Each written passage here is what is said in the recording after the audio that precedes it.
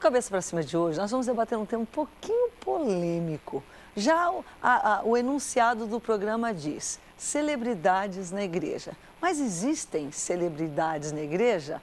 Pois é, tem celebridades que pensam que sim e tem pessoas que pensam que sim, porque são as pessoas que fazem as celebridades. Mas como, enfim, lidar com isso?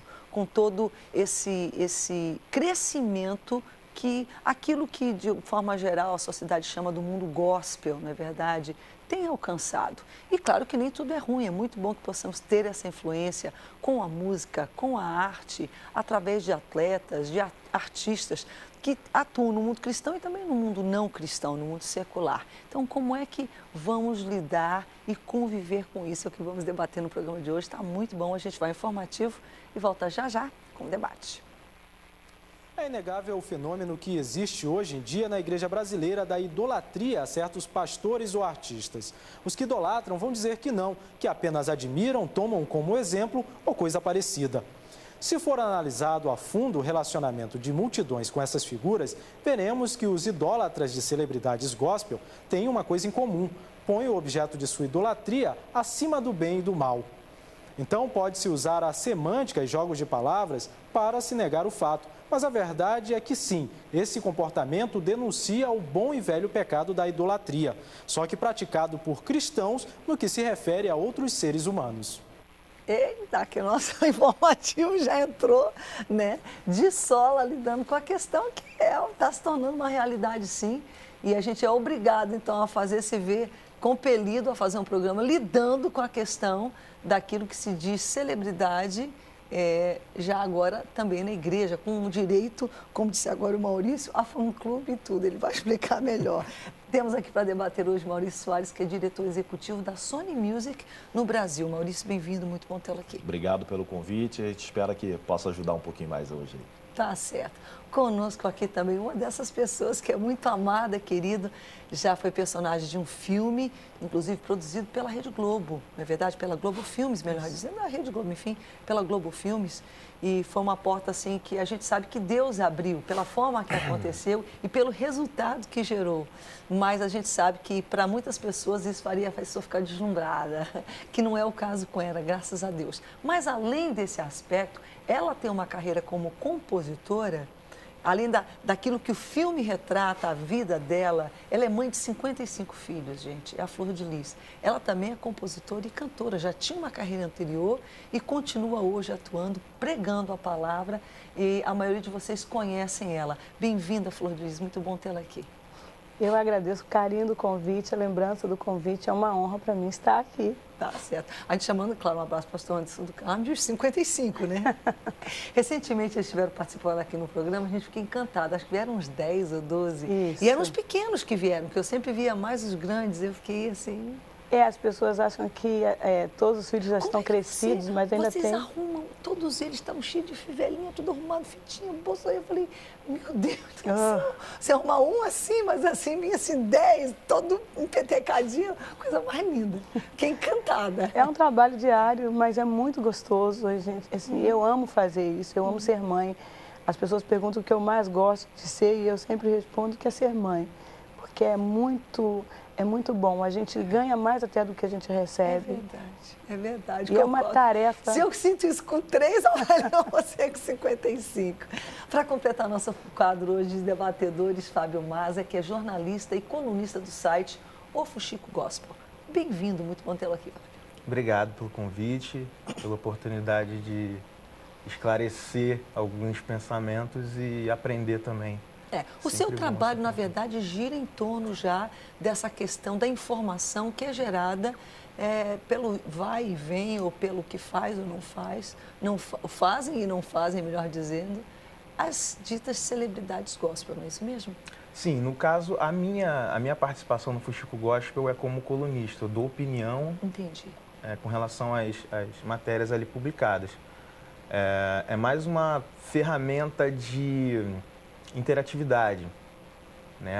As pessoas que seguem o Fuxico Gospel... Mas sabe, de repente a forma que saiu, parecia que eu quis dar um tom pejorativo, que não era o caso não. O que eu quis dizer, o que eu quis colocar, e claro, eu entendo que o teu papel é editorial, mas assim, a gente sabe que hoje, e queira ou não, Tem várias formas que a gente pode levar esse programa, gente. A gente pode simplesmente levar pelo lado, meio que foi informativo, meio que tacando a faca, e tudo bem, porque tem coisas que estão merecendo mesmo de uma parada e de uma atenção. E nós temos que entender que isso não é uma coisa que é gerada apenas pela pessoa que está sendo projetada, digamos assim, até um status, muitas vezes, que a gente não gosta de colocar, porque no nosso mundo, mais de celebridade ou de uma pessoa famosa ou uma pessoa conhecida, seja ela um pastor, seja ela um cantor, seja ela um ator ou uma atriz, seja um atleta, seja um grande empresário, seja um político de grande destaque no Brasil, que nós começamos a ter pessoas que estão ocupando esferas altíssimas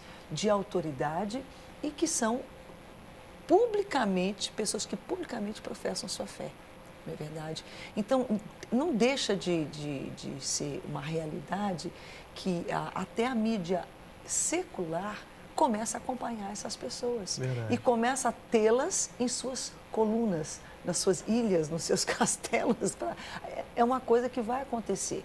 Agora, em termos de como isso funciona dentro da igreja, nós sabemos também que não é apenas esse destaque que essa pessoa alcança, que finda tendo um impacto nacional pelo talento, pela unção dados por Deus, que repousam sobre a vida daquela pessoa e, portanto, há uma demanda para que ela cante, para que ela pregue, para que ela se apresenta, ou simplesmente a demanda é do trabalho secular dessa pessoa, como um atleta, como um empresário, como um político, como artista, enfim, de várias formas. Na verdade, a palavra celebridade, ela vem de uma raiz que é célebre, né? E célebre quer dizer uma pessoa que se destaca. Não é uma coisa negativa. Não é uma coisa negativa. A origem da palavra é positiva. O problema é que, à medida que... É alguém celebrado pela excelência com na que modernidade, faz. nessa nova sociedade, celebridade acabou que virou uma questão mais pejorativa. E aí, no nosso caso, no nosso meio, realmente há pessoas que estão buscando essa celebridade, esse espaço, esse destaque, mas eu creio que o que nós necessitamos muito mais do que celebridade são formadores de opinião. Eu acho que no nosso segmento evangélico, o que nós necessitamos são formadores de opinião. Eu tenho, constantemente, eu tenho participado de palestras, e que sejam focados em formar opinião no sentido correto, formar não simplesmente... O que se espera de um formador de opinião de uma raiz evangélica? Que ele tenha como base da sua opinião e dos seus conceitos, os conceitos cristãos.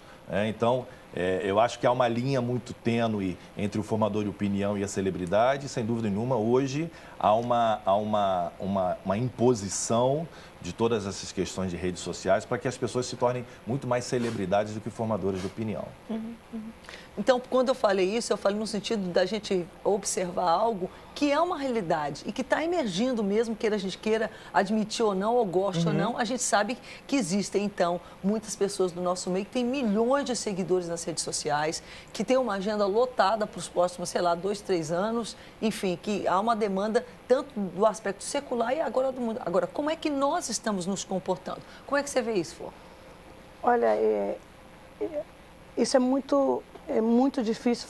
Esse assunto é bom, nós estamos falando, é complicado para nós, cantores, muitas das vezes, sermos vistos, né, de uma forma diferente, porque nós temos a música como uma arma de evangelização, ferramenta como uma trabalho. ferramenta profética. Nós profetizamos através da música, nós profetizamos para inúmeras pessoas e as pessoas, nós temos muitos admiradores por todos os lados, por todo canto, por onde nós passamos. Eu costumo dizer que são admiradores fiéis, que nos acompanham, que falam conosco nas redes sociais, que vão atrás para tirarem fotos. O que acontece é que muitos cantores já não conseguem mais ter essa disponibilidade para tirar foto com seus admiradores, para atender algumas pessoas. Não dá para atender todo mundo, lógico que não, mas eu acredito que nós, como cantores, nós temos que ter tempo, sim, para nos dedicarmos às pessoas que nos acompanham, porque eu costumo dizer que Deus nos abençoa através das pessoas. Nós somos abençoados através delas. Já que você é meio que o personagem aqui hoje, como é que você vê esse termo celebridade? Olha, é complicado no meio evangélico, isso é complicado. Nós somos nós indiscutivelmente somos luz, temos que brilhar, mas nunca brilharmos mais do que Jesus. Esse é o ponto básico. Nós não podemos querer ou tentar sermos mais do que Jesus, brilharmos mais do que Jesus, porque Ele é a estrela maior, a luz dele que reflete em nós. Aliás, nós temos que entender outro nome para celebridade é estrela, né? Pois é. Sim. Nós temos que entender isso. À medida em que nós entendemos isso, que a estrela maior é Jesus, porque se nós olharmos na Bíblia, ele foca, ele fala, quando ele vai falar as 7 igrejas, ele fala dos pastores, dos anjos da igreja como estrelas. Ele fala da igreja como estrela. O que nós temos que entender é que nós não podemos jamais querer brilhar mais do que Jesus, em hipótese alguma. Porque não é só nós cantores, pastores, evangelistas, todos nós evangélicos somos a luz no mundo que já está em trevas. Nós somos luz. E a luz brilha onde quer que ela vá, onde quer que ela passe. Ela vai brilhar. Nós fazemos a diferença por onde nós passamos. Não, eu concordo com você, mas a gente sabe que muitas vezes não é nem o próprio cantor. E aí que eu queria chegar nesse programa, por isso que é bom a gente conversar aqui. Isso que eu queria Porque falar. Às vezes a pessoa está tentando manter esse foco, mas aquela pessoa que está em casa... Porque a gente tem que entender uma coisa, gente. De alguma forma, claro, em outra medida, porque não é bem com esse intuito. Mas, por exemplo, geralmente, se eu vou numa cidade que às vezes faz anos que eu não piso lá, mas a Boas Novas está no ar naquela cidade, quando eu piso lá, o taxista, o garçom, onde eu for, Rebeca, eles me chamam de Rebeca. Não é nem pastora, nem irmã. Por quê? Porque eu estou agora eu estou até menos, eu sinto uma falta de vocês devido ao meu trabalho, mas enfim, você está na casa daquela pessoa todo dia. Você entra no quarto dela, na sala dela. Quando ela está só, no momento de solidão, no momento de dor, no hospital, ela ouve o testemunho. Você vai adorar ou você vai reclamar? Você vai murmurar? O que você vai fazer quando ouve, por exemplo... Então, você ministrou na vida, você se aproximou daquela pessoa no momento de dificuldade, de dor. Você fez parte da vida dela. Daí, quando ela te encontra, é como se... Ela pensa que é velha amiga tua. Então, ela vem contigo com toda aquela intimidade. E a gente tem que... Eu acho assim que a gente tem que entender. Agora... E eu vou voltar justamente direto contigo, Fábio, porque eu sei que você lida no dia a dia, aliás, você também, Maurício, mas vocês lidam no dia a dia também com esse feedback do público. Qual é o papel dos dois lados? Porque aqui a gente está meio que falando um pouco mais da figura Qual seria o nome que a gente pode dar para essa pessoa? A gente não gosta do nome celebridade, o nome estrela nem pensar. É uma referência, né? O artista, formador de opinião. É um formador de opinião, ele é uma referência. Essa pessoa que está se destacando no mundo gospel, ou como cantor, ou um pregador, pelos dons que Deus deu. Então, como equilibrar essa questão? Porque a gente vai ter muita coisa para falar, mas como é que você vê o comportamento, por exemplo, do público gospel? Você está tendo o mesmo comportamento, por exemplo, do público secular? Entendeu? Eu acredito que Você vai responder já já, a gente volta já já.